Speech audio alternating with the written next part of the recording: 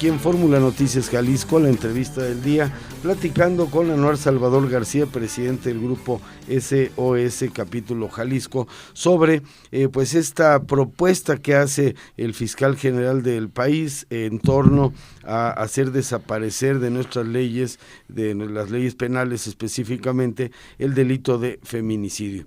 Pero aquí también habría una serie de circunstancias que tendría la ley que resolver, no sé si técnicamente sea posible, pero por ejemplo, el que mata a un niño, nos remitimos otra vez al caso, bueno, pues el infanticidio es mucho más agravante. Vamos a suponer que no se demuestra que cayó en el escenario de un infanticidio, pero no deja de ser un homicidio, ¿no?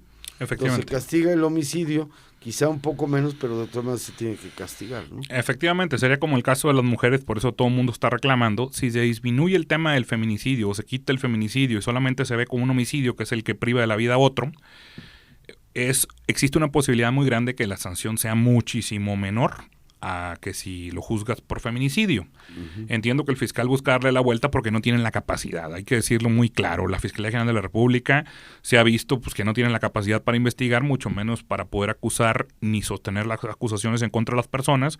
Están buscando un trabajo y una tarea fácil. Me hizo recordar la reforma esta que estuvieron ahí promoviendo ellos mismos con la finalidad de ponérselo todo muy fácil a la Fiscalía y que volviera el Ministerio Público a ser autoridad. Es una especie de lo mismo, buscan una manera más fácil. No voy a hablar de violar garantías constitucionales como tal, pero sí de dar resultados y no estarse viendo tan mal como se están viendo actualmente en la Cuarta Transformación. Claro, o sea, el ejemplo sería que, si se consigna por feminicidio, lo que me decías, no se puede hacer un cargo por homicidio simultáneamente. O sea, si se demuestra que no fue por feminicidio, pero de todas maneras se demuestra que alguien mató a una mujer, pues tendría que dar a la cárcel, pero con menos pena, ¿no? Efectivamente, cuando no es feminicidio, puede ser por homicidio, pero habría que estar muy atentos a la violación de las garantías individuales de la persona que está siendo imputada, porque si se viola la primera, inmediatamente le van a abrir la puerta. Por eso le llaman a este sistema la puerta giratoria. No es que el sistema sea malo, es como manejar un Ferrari. El problema es que la gente no lo sabe manejar, no los prepararon,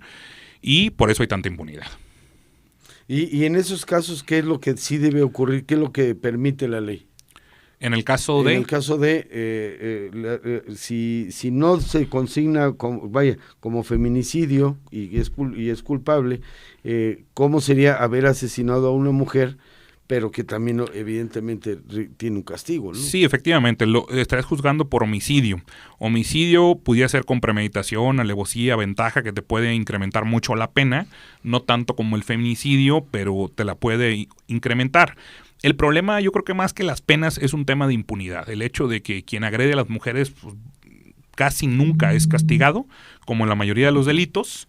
El tema es que quien comete ese tipo de delitos nos encontramos con que sabe que el sistema está fallando, sabe que si van por cuestión de género va a ser muy complicado que él reciba una sentencia, y también sabe que a lo mucho que pueden llegar es por un tema de homicidio. Ya recordemos el caso de esta Heidi Jurado, uh-huh, que el marido la privó de la vida por un tema, pues obviamente de feminicidio, aunque en esa época no estaba todavía tipificado aquí en el Código Penal del Estado de Jalisco, pero ya viste que salió a los 10 años. Indebidamente, ilegalmente, y tú has visto alguna reacción de parte del Tribunal de Justicia del Estado. Dicen que están estudiando el caso, pero está pasando el tiempo y seguimos viendo impunidad, seguimos viendo que nada pasa, y el criminal confeso del homicidio de su exesposa, pues está tranquilamente en las calles. Claro.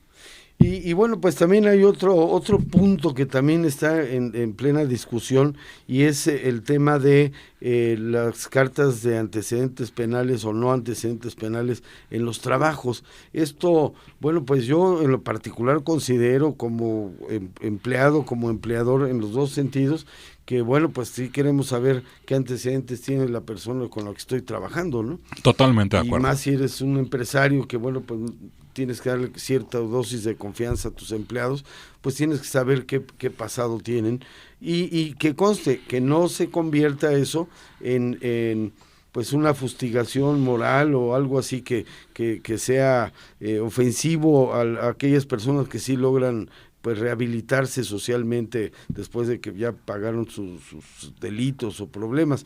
Pero de ahí a eliminarlas como requisito de trabajo parece que tampoco es algo muy acertado, ¿no? Es parte de lo mismo. Si te das cuenta, siempre dejan abandonar a las víctimas. En este caso, pues el patrón o los trabajadores alrededor de la persona que tenga antecedentes penales, pues pudieran llegar a ser sus víctimas. Recordemos que nos hablan de readaptación social, de reinserción social, pero esa no existe en México. En México no existe como tal una reinserción social. Aquí en Jalisco tenemos en Puente Grande la prisión local, una de las peores prisiones de todo el país, con un autogobierno que lejos de que te puedan dar una readaptación social, las personas van con una universidad del crimen. Cuando salen perfectamente pulidos para seguir cometiendo delitos. De verdad, una persona que haya estado ahí, que haya sido sentenciada, quieres que pueda llegar a tu trabajo sin que le puedas pedir una carta de no antecedentes penales y no sabes con qué técnicas pueda venir de allá de prisión. Creo que es un error muy grave de parte del Congreso del Estado el estar impulsando ese tipo de iniciativas, porque nuevamente olvidan a la ciudadanía, olvidan que no existe una certeza jurídica de que quien comete un delito se le va a castigar aquí en el Estado, y es muy importante que los patrones sigan protegidos al menos con ese tema, aunque por ahí también sacaron que lo que querían era pues seguir recibiendo recursos de estas cartas de no antecedentes penales. Yo creo que eso pasa a un segundo término. Lo más importante es que la gente esté protegida. Entiendo que la Corte ya sacó varios criterios en Sonora, Baja California y en otros estados donde dice que son violatorias de derechos, pero son diferentes las condiciones. Aquí hay que seguir aprovechando para no dejar a las personas en estado de indefensión respecto de quién contratan. Claro. Y bueno, pues también si es una persona que ya pagó su condena, pues también creo que también es importante abrirle una posibilidad de desarrollo ya normal, socialmente hablando, pero no necesariamente tú vas a estar ignorando esto, ¿verdad? Porque conozco un caso muy bueno de una persona que asesinó, un militar que asesinó a otro militar y estuvo muchos años en las Islas Marías antes de que cerraran ese penal. Salió y es una persona que ya tiene 12, 15 años trabajando de una manera muy normal, sin ningún tipo de problema, y es alguien que sí superó ello. Habla de que aquella cárcel era quizá mucho menos amafiada que las que tenemos acá, ¿no? Efectivamente, las Islas Marías, incluso las personas se pueden ir a vivir con sus familias, y le llamaban el pueblito también a esa prisión de lo tranquila que era. Pero si hablamos de las cárceles cuando existe el autogobierno, como el caso del que acabamos de señalar, pues son universidades del crimen. Creo que al menos la gente tiene derecho a saber de dónde viene esa persona, y pues esa garantía ellos ya decidirán si la ejercen o no respecto a si lo contratan o no. Como están las situaciones ahorita, con un nivel de impunidad en el país del 99.99, lo menos que merecemos nosotros como ciudadanos es saber a quién estamos contratando. Claro, sí, es como si contratáramos o fuéramos al médico y buscáramos un cirujano que no se le ha muerto a nadie y vas con otro que pues se le han muerto el 80% de sus pacientes, pues no te vas con el de los 80%, te vas con el que no ha fallado. Igual, yo creo que eso no es una discriminación como tal, es una diferenciación que hay en función de realidades, ¿no? Exactamente, cada quien tiene derecho a tener acceso a la información para tomar sus mejores decisiones. Así es. Bueno, pues todas estas controversias jurídicas, ¿a qué apelan ustedes como conocedores? ¿Por qué vienen apareciendo estas cosas? Quieren hacer una transformación, pero hay que cambiar lo malo, no lo bueno, ¿no? Sí, es una mezcla ahí de querer ser muy modernos de parte del gobierno, tanto estatal como federal, y esto viene de un origen en España, que hablan del famoso derecho al olvido. Ese derecho al olvido que existe constitucionalmente en ese país lo quiere traer México para acá, y sería borrando los antecedentes penales para que las personas empezaran de cero. Sí, pero existe una gran diferencia entre la readaptación social que te dan allá en Europa con la readaptación social que no existe aquí en México.